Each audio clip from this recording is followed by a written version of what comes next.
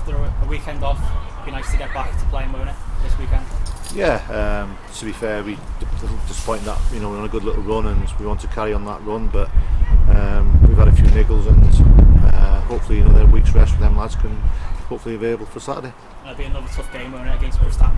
Yeah, you look at their squad, really experienced. A lot of lads have won the Welsh Prem, won a lot of trophies, played in Europe. So you look at it on paper, it's going to be a really tough game. Yeah, and we're at home, which will obviously help us, won't it? Yeah, it's going to help us a lot. I think we're used to this. Everybody says advantage, but it is really. A lot of teams also like coming here to play as well. So yeah, we're looking forward to the game. And we've been on a good run in the league. We don't want to get ahead of ourselves, but it's obviously a good chance to carry on that momentum, isn't it, and win in form. Yeah, we take one game at a time. If we get beat, we're not top of the league Saturday. So we just got to look after ourselves and hopefully get the 3 points Saturday. And you mentioned injuries there. How are we looking on the injury front for Saturday?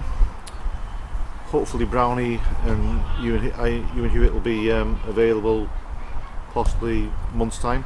Hope perhaps a little bit quicker. Gaz had a little injury last Saturday. Hopefully he might be able this Saturday.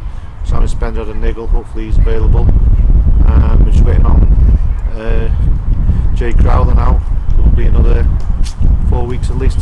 So slowly but surely. And just finally, even with the injuries, we have got a lot of talented academy players to call upon, haven't we? And they've produced this season already. Yeah, like I said, since I've been here, I'll always give lads a chance in the academy, and everyone who's come in before has done really well. So got no questions or qualms putting anybody in.